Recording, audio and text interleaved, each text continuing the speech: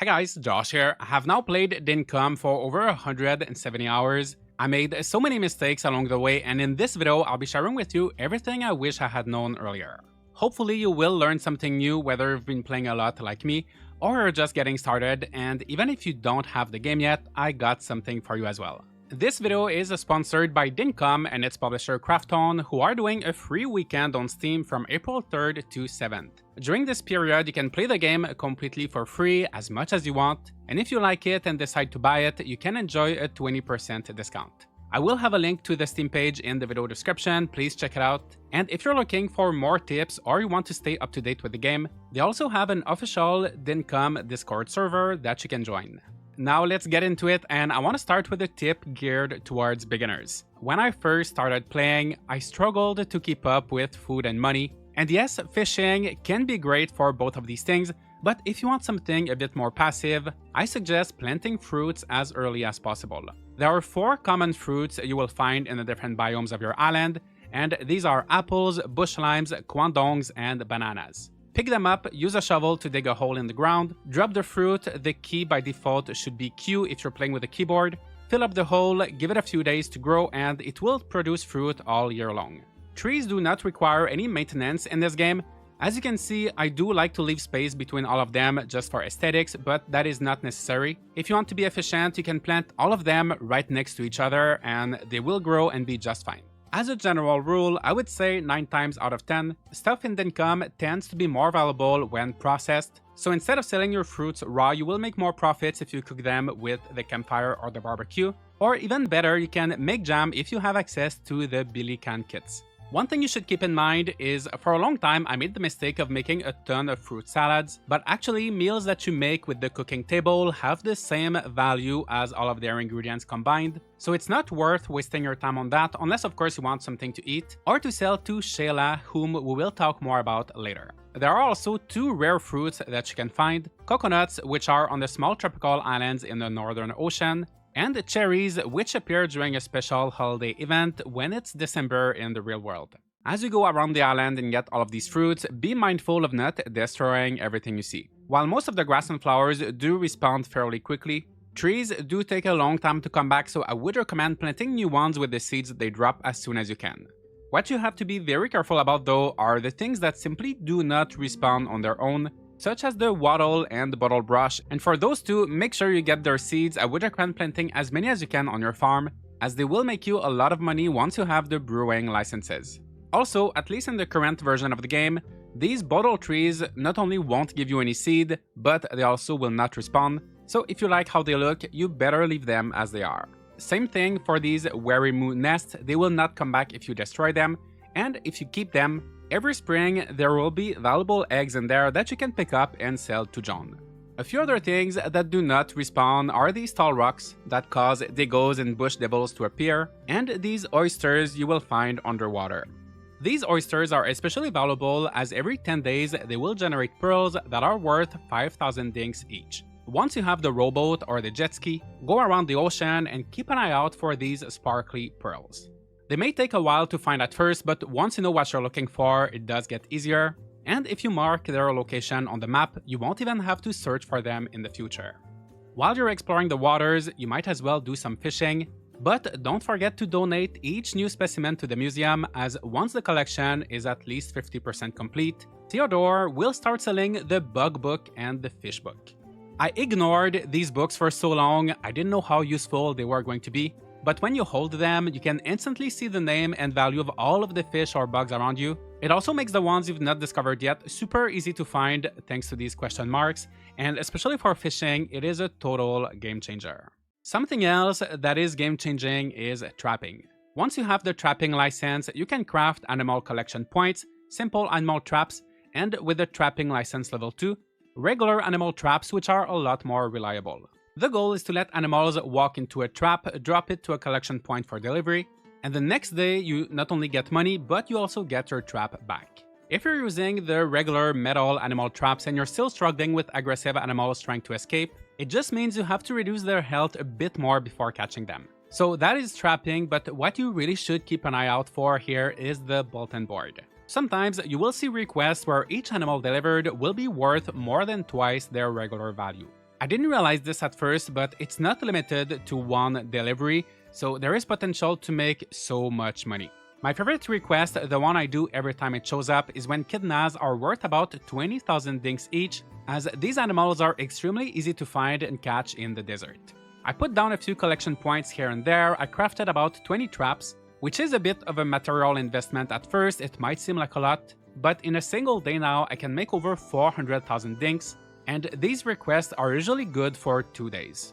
If you would like to turn trapping into a more passive activity, one thing you can do is to place traps right next to a collection point. Simply leave them there, and this will make it so as soon as animals walk into them, they will get delivered automatically without you having to do anything.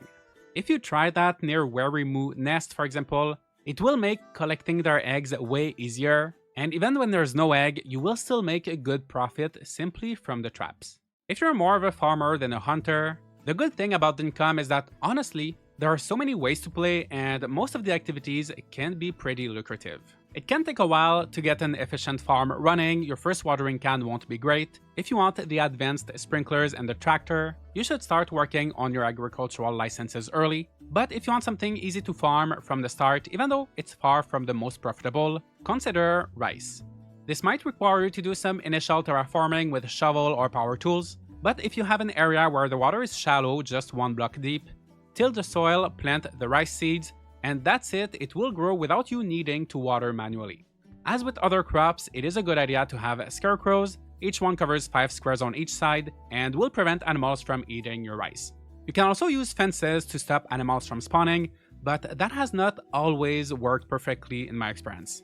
If there is a lot of water around, just keep an eye out for crocodiles when you're farming, as they're always looking for a snack and rice is not part of their diet. If the crocodiles get you, one thing you should know is that this game saves automatically every morning, and unless you're in the mines, as soon as you click on that revive button, the day ends and there's no going back. This is up to you. This might be considered cheating by some, but if you close the game before reviving, you can restart your day as if nothing happened, and I won't tell anyone. If you accept the consequences of your mistakes, don't forget that passing out will reduce the durability of your tools and take out a big portion of your money. I did forget that when I was trapping for this video. I messed up on the second day and I went from 609 down to 487,000 dinks, which was a really big loss for me. So I've learned my lesson, and now if I'm not actively shopping, I make sure to keep all of my dinks in the bank, which generates a bit of interest daily. And if you have not built the bank yet, you can put your money in a chest and it will be safe. If you're playing in multiplayer and you don't want anyone to take that money from your chest, another option is to store it in the suitcase that's in the town hall, as the storage there is unique to each player. While we're talking about savings, as tempting as it is to spend as soon as you have enough money to buy what you want, it might be wise to consider keeping at least 1 million dinks in your bank account. If you do that on every day that it rains or snows in the morning, Jimmy will be wandering around the island on his boat. There will be a question mark showing you his exact location on the map. You can go there with your jet ski or another vehicle of your choice, and this guy will give you an extra 50% for the items you sell him. I know he says he pays double, but don't trust him, trust me. It's an extra 50%, which is still a pretty good deal. There is just one catch, and it is that he only buys stacks of 50 items or more. So if you can afford to wait, valuable items like fruits, jams, honey, brews, and even the pearls from earlier can be worth stacking up. But do not get too excited and make the mistake of selling everything to him, as you can get better deals elsewhere for certain categories of items. If you have the Tucker box on your island, every day Sheila will buy a different food for 2.5 times its value. After you've built the museum, in spring and autumn there will be a bug competition hosted by Julia, and in summer and winter a fishing competition hosted by Max. Up until 7 PM on those days, these two NPCs will buy bugs and fish respectively for 2.5 times their value. Since they each only visit twice a year, another good person to sell your bugs and fish to in the meantime, as well as any meat, preferably cooked, is Ted Selly, who will give you twice their regular selling price. Once you have the level 2 hunting license, this hunter will start appearing at a random location on your island every Saturday after 3 PM. Just keep in mind, if you have the wishing well and you made the peaceful wish, he will not show up at all, But if you made the dangerous wish, then he will visit on Wednesdays and Sundays, in addition to Saturdays. Once you get close to him, he will whistle, there will be a notification on your screen, and that means he's not too far. You can also buy special weapons from Ted Selly, better than anything you could craft yourself, so he is worth searching for. So try to sell the right things to the right NPCs. Of course, don't hesitate selling to John until you meet everybody else. And if you've been saving and organizing a lot of items, you've probably noticed how the icons have different background colors, and here's what they mean. In yellow, you have most of the basic resources and crafting materials. In orange, tools. Red is for food. Purple, clothes. Green is for the relics. In blue, you have furniture or other things that can be placed on the ground. And these are the main ones. It might seem like basic stuff, but when I realized what these colors meant, I looked through all of my chests and noticed that the thunder sacks you get from Freely's were red, and I would have never imagined they could be food. I just knew that they could be used to get weapons from Ted Selly, but it turns out you can put them in a Billy Can kit to make Sparkin Soup, which has an incredible buff, making it so your power tools don't lose durability for 10 minutes, and if you're doing any sort of terraforming, this will change your life. So you can learn from these colors, but of course, some items can have multiple uses where colors won't tell you everything. In fact, some special items can be worn as clothes, like the barbecue, rupu, mushrooms, wheat. Feel free to play around and try things out. And if you'd like to get your hands on this wearable meteorite chunk, here's how to do it. So pretty early on in the game, I got this weather station from Franklin. I never really looked at it, thinking it didn't really matter whether it was going to be sunny or rainy. But I recently learned that it also tells you when there's going to be a meteor shower, which is really worth paying attention to, especially if you're like me and you tend to go to bed as soon as it gets dark. If you see this icon on the weather forecast, make sure to stay up until after sunset, then you will hear twinkles and see multiple shooting stars in the sky. Keep looking, and at one point during the night, you should see one that is much bigger and slower. Follow it, find where it crashes, and break the meteorite for a few rare items, or bring it to John where he will weigh it and pay you 400,000 dinks per kilogram. If you don't like what the scale says, this works for any item that has to be weighed. You can sleep, check again the next day, and every time you reload your save, the weight will be different, and so will the value of the item. If you like decorating, this next tip is how to make giant trees.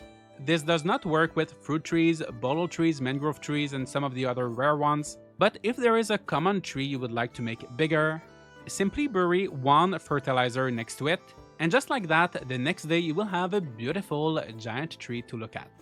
If you cut it, you will get a stool, which you can also use to decorate, of course, but did you know that sitting in this game makes your health regenerate way faster? Any type of chair or bench will work. You still need to eat food that has health regenerating properties, but sitting down will make the process so much faster. And since I've learned that, I've been carrying my little palm wood stool every time I go into the mines. And now that we're talking about the mines, whenever you find these keys, most of them you'll get by digging, please keep them.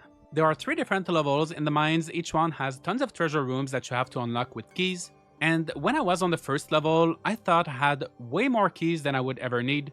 But once I went into the deeper levels, all of a sudden there were so many more doors to unlock. I realized the importance of the keys, and you can just never have too many keys. When it comes to the other relics, keep the shiny disc for Franklin. All of the other green items, I like to hold onto them until I have at least over 100. Then I sell some of them to Jimmy, but you will need a lot of them for vehicles, power tools, and machines. Another thing in the mine, you will find gemstones like these rubies or emeralds. Just hit them once, but don't completely break them. I made that mistake earlier, this changed with one of the updates. But if you break a gemstone, you will only be receiving 1 shard. Instead, bring it back near the elevator, drop it into this machine that will grind it, and you will get 4 shards plus a small chance for a perfect gem worth 75,000 dinks. You can also sell the raw gemstones to John by putting them on the scale, but you do need shards to get to the deeper levels of the mine, so as a general rule, I think it is better to grind them. You can also bring a vehicle in the mines. The motorcycle is great for that because it is pretty small. I always forget it, so I spent a lot of time carrying these emeralds one by one. But if you want to play optimally, don't do like me. Bring your motorcycle. Another mistake I made too many times was opening the menu thinking it paused the game, browsing the wiki or doing something else, and then coming back only to find out the game did not pause, and I either wasted an entire day standing there, or worse, got killed by something. If you're playing in multiplayer, you won't be able to do this, but if you're playing in single player, don't just open the menu. Go into the settings, click on pause, and now the game is paused for real. You can look up the Dinkum wiki or Discord safely. While we're in the menu, this is kind of common sense, but don't forget to claim your milestones, which reward you with permit points that you can then spend on licenses. On top of the main long-term milestones, every day you will also have 3 daily tasks that will give you a few points. It's easy to dismiss them thinking 50 or 100 points will not be worth it, but trust me, they do add up, and in the end, it really pays off to do them. You might feel like you're unlocking licenses very quickly at first, but they become more and more expensive, and as you complete more milestones, you just won't get as many points as easily. A lot of the fun content and rewards in this game are locked behind the licenses. They are how you progress for the most part, so make sure you get all of the permit points you can get. Lastly, mark your in-game calendar for this one as it is easy to miss. I missed it so many times already, and the game doesn't do much to tell you about it. Last year, Dinkum did a collab with this other game called Go Town, and on the last Monday of each month in the game, which is on the 23rd, after 10 AM, the Townco agent from Go Town will appear at a random location on your island. The only other conditions for him to appear is that there needs to be no one at the visitor site, and you need to have built John's shop. Then you will be able to find the Go Town agent the same way you would find Ted Silly, and as you get closer to him, you should hear his phone ringing. Once you've found the agent, you can trade with him. If you have 5 flour and sugar, you'll be able to get these go nuts, these weird donut-looking fruits that you can then plant and grow on your own. But he also has tons of interesting items that you can use to decorate with, like this clock, a phone booth, and more that I will let you discover, but don't miss your chance to meet him on the 23rd. Alright, so these are some tips I wish I knew when I started playing Dinkum. This is the kind of game where you can easily play for hundreds of hours and still be learning. I keep finding new things I want to do. Right now I'm redecorating and terraforming my entire town, which is why things are looking a bit messy. But feel free to share any tips or your experience with Dinkum in the comments. Thanks again to Crafton for sponsoring this video. Try the game while it's free until April 7th. It is now available in 14 different languages. Enjoy the 20% discount. Leave a like and subscribe for more content like this, and I'll see you all in the next video.